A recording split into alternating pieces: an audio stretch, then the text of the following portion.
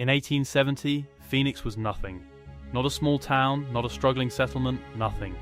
A few adobe huts scattered across empty desert, some freshly dug ditches cutting through hard-pan soil, and maybe 200 people crazy enough to believe they could build a city where no city belonged. By 1970, Phoenix had become one of the fastest-growing metropolitan areas in America, sprawling across the valley floor toward mountains in every direction, home to over 500,000 people living in air-conditioned suburbs that covered what used to be raw Sonoran desert. Using AI reconstruction, you're about to watch Phoenix rise from absolute emptiness to a sunbelt giant that redefined what a desert city could be. If you enjoy this kind of historical content, consider subscribing. The first irrigation canal cuts through virgin desert in 1867. This view shows the moment Phoenix begins to exist. Jack Swilling stands somewhere along this rough channel with his crew, following the ghost lines of ancient Hohokam canals that collapsed centuries before any white settler arrived. The men aren't thinking about archaeology or history, they're thinking about survival. The Salt River flows about 10 miles north, and if they can redirect that water here, they can turn this wasteland into farmland. The work is absolutely brutal. Digging by hand in temperatures that hit 110 degrees by mid-morning, moving thousands of tons of desert hardpan with nothing but shovels, pickaxes and mule-drawn scrapers. The men work dawn to dusk, sleeping in canvas tents, eating beans and salt pork, drinking water that tastes like mud. Dozens quit, some die from heat stroke or accidents. But the canal gets built. Water flows. And within months, the first wheat and barley crops push through soil that hasn't seen agriculture in 500 years. This rough ditch doesn't look like the foundation of a major American city, but it's the only reason Phoenix exists at all. The town site sprawls across empty desert in 1870. You're looking at maybe 20 structures total, most of them single-room adobes with dirt floors and canvas roofs. There's no plan, no grid, no city layout, just buildings wherever someone decided to stake a claim and start farming. The population is perhaps 200 souls. Farmers mostly, plus the merchants who sell them seed and tools, the saloon keepers who sell them whiskey, and the prostitutes who work the handful of establishments that can barely be called businesses. Dust coats everything, fine and brown and inescapable. The summer heat drives people indoors by 10 am and keeps them there until sunset. Water comes from canals that sometimes run dry when the Salt River drops, and the nearest railroad is 300 miles away in California, meaning everything has to come by wagon over roads that turn to axle-deep mud when it rains and choking dust when it doesn't. Phoenix is completely isolated, weeks away from civilization by any measure. Disease spreads fast in close quarters. Typhoid, dysentery, and smallpox kill regularly. There's no doctor, no law enforcement worth mentioning, and no reason to believe this collection of mud huts will survive 5 years. But someone's already calling it a town, already acting like this place has a future. That irrational confidence matters more than the miserable reality. The Phoenix Herald building stands on Washington Street in 1873. This modest 2-story brick structure represents something almost absurd. A daily newspaper in a settlement that barely has 1,500 people, most of whom can't read.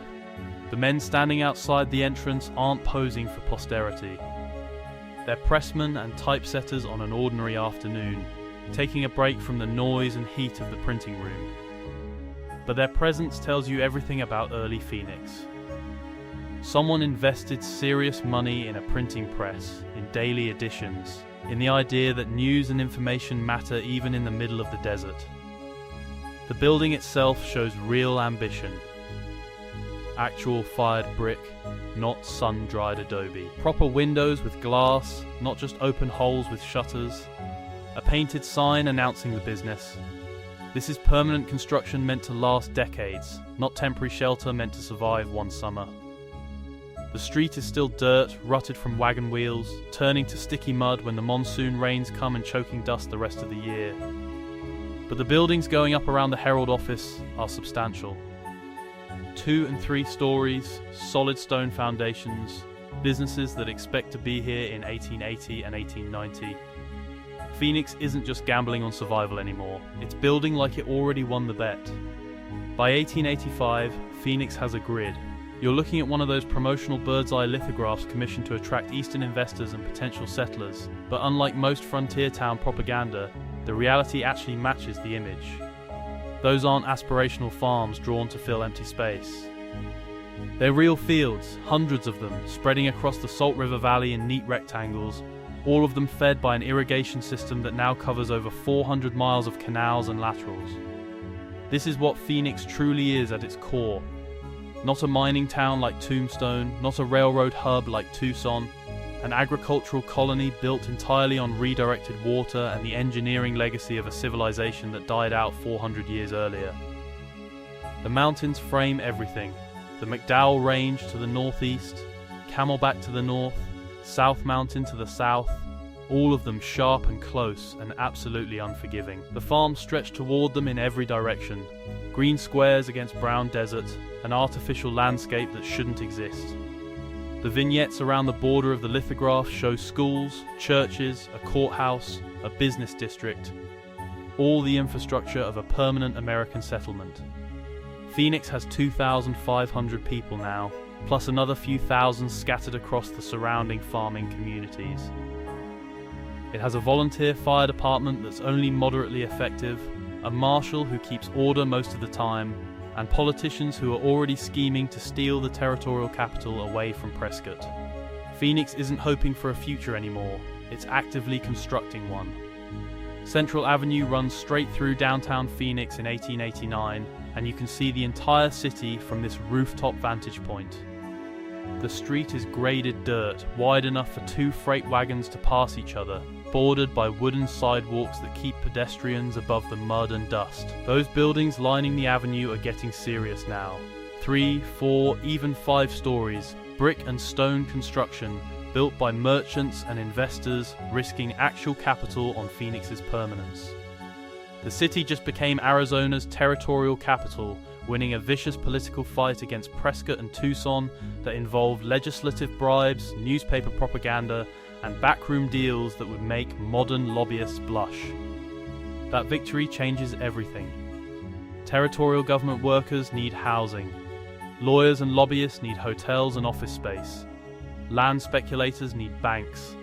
Phoenix has 3,100 people now, and the capital designation absolutely guarantees it will keep growing. Look at that ornate corner building on the left, the one with decorative cornices and tall windows. Someone invested thousands of dollars in that structure, betting that Phoenix has genuine staying power. The streetcar tracks run down the middle of Central Avenue, connecting downtown to the residential neighborhoods spreading north and south. Those tracks matter enormously. They prove Phoenix is modern, that it's thinking beyond horses and wagons, that it's planning for a future with tens of thousands of residents.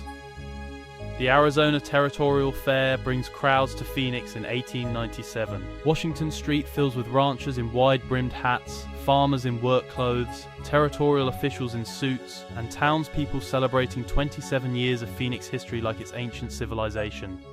Look at them dressed as cowboys and pioneers, romanticizing the Old West when most of these spectators probably lived through the actual Old West just a decade earlier. The frontier is already nostalgia, already something to perform and package for entertainment. But the buildings behind the crowds tell a different story. They're substantial commercial blocks now, 2 and 3 stories with pressed tin ceilings, plate glass storefronts, canvas awnings to block the relentless sun. Phoenix has 5,500 people. It has electric streetlights on major avenues, though most homes still use kerosene lamps. It has a telephone exchange connecting maybe 100 subscribers. It has a volunteer fire department with actual equipment, though fires still destroy entire blocks when the wind picks up. The town has 3 newspapers competing for readers, a high school graduating maybe 20 students per year, and more saloons than churches, which tells you something about frontier priorities. This isn't a struggling settlement anymore. This is a confident city already starting to mythologize the hardship days it barely survived. Washington Street thrums with commercial energy in 1920. The sidewalks are packed with shoppers, the street is jammed with automobiles and delivery trucks, and every storefront seems to be conducting actual business. The Corix sign hangs above a department store that's been serving Phoenix since territorial days. now occupying an entire building with multiple floors of merchandise. Theatre marquees advertise both films and live vaudeville shows. People crowd under awnings and in doorways, escaping sun that still climbs to 115 degrees in summer, though now some of the bigger buildings have primitive air conditioning systems that make indoor spaces almost bearable. You go to the movies as much for the refrigerated air as the entertainment. Phoenix has 29,000 people now. Statehood came in 1912 after decades of waiting, and the city is aggressively competing with Tucson to dominate Arizona's economy. The buildings are getting genuinely tall, 4 and 5 stories, some with elevator service. Money flows through these businesses. Real estate sells constantly. New subdivisions spread north toward the McDowell Mountains and south toward Tempe. Even prohibition, which turns half the bar owners into criminals overnight, doesn't slow the growth. Bootleggers and speakeasies operate openly enough that everyone knows where to find them. The city keeps expanding, keeps believing in itself, keeps acting like the desert heat and isolation are minor inconveniences rather than existential threats. Phoenix finally has a skyline in 1931. It's modest, just a handful of buildings rising above the low desert sprawl, but they're genuine high rises, the kind of structures you'd see in Los Angeles or San Francisco. The tallest is the Luers Tower, finished in 1929 right as the stock market collapsed. 14 stories of tan brick and Art Deco ambition that still defines Phoenix's silhouette. From this aerial view, you can see how compact the city still is. Downtown forms a tight cluster of taller buildings surrounded by residential neighborhoods that spread toward the mountains in neat grids. Phoenix has 48,000 people, and despite the depression grinding the national economy into dust, the city somehow keeps growing. While Detroit and Pittsburgh watch their populations shrink and factories close, Phoenix attracts people fleeing the industrial collapse. The warm winters cost nothing. The land is cheap. The irrigation canals still feed cotton and citrus farms that ring the city, generating agricultural income that doesn't depend on factory orders. Phoenix isn't immune to the depression, unemployment hits hard and breadlines form, but the city's economy isn't tied to manufacturing, so it doesn't crater the way Rust Belt cities do. The sun keeps shining, the water keeps flowing through those hand-dug canals, and people keep arriving with nothing, hoping Phoenix offers something better than wherever they came from. The Phoenix Union stockyards sprawl across the desert floor in 1941 like a city within a city. Those dark masses are cattle, thousands of them, organized into pens that follow their own brutal grid system. The railroad tracks curve directly through the facility because this entire operation exists to move livestock from Arizona ranches to California slaughterhouses and markets. Phoenix is still fundamentally an agricultural economy. Cotton, citrus, alfalfa, and cattle. The stockyards process animals from ranches across the territory, holding them in these pens until there's enough to fill a train. It's dusty, loud, and completely unglamorous work. The smell carries for miles when the wind shifts. Cowboys drive cattle through city streets to reach the yards. The bellowing of thousands of animals waiting to be shipped creates a constant background noise. But the operation employs hundreds of workers and generates serious money for Phoenix's economy. The farmland sits right next to the yards, which seems insane by modern standards but makes perfect sense in 1941. The city hasn't consumed the surrounding agricultural land yet. Production and processing happen side by side, and nobody questions it. World War II changes everything permanently. Military bases open in the desert surrounding Phoenix, bringing tens of thousands of service members who experience Arizona winter and remember it when the war ends. By 1955, the city has 220,000 people, and they're spreading across the valley faster than city planners can keep up. You're looking at brand new suburban developments, endless rows of single-family ranch homes on quarter-acre lots, each one with a bright green lawn that absolutely shouldn't exist in the Sonoran Desert. The grass stays green because water is still absurdly cheap and nobody's even thinking about conservation. Every house has a concrete driveway, a carport or attached garage, and a swamp cooler or refrigerated air conditioning unit that makes July survivable.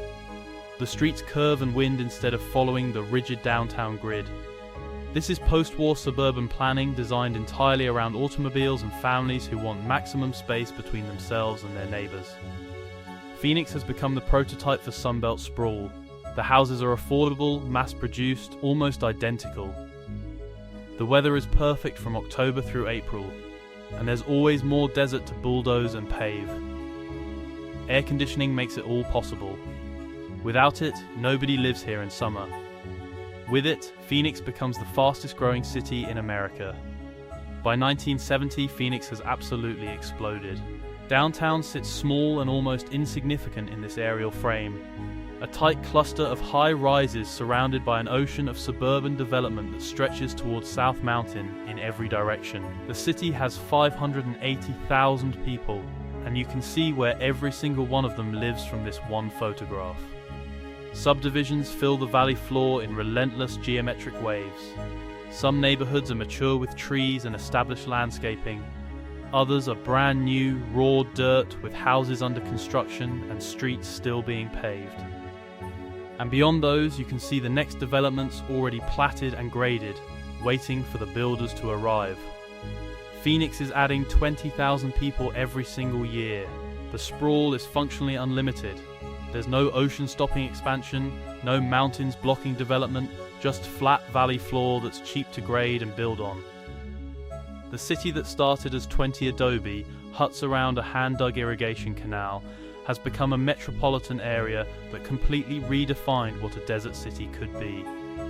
What's genuinely remarkable is how compressed the timeline is. One human lifetime separates the Phoenix of 1870 from the Phoenix of 1970. From hand-dug canals to the interstate highway system. From adobe huts to air-conditioned suburbs. From 200 desperate farmers to 580,000 residents.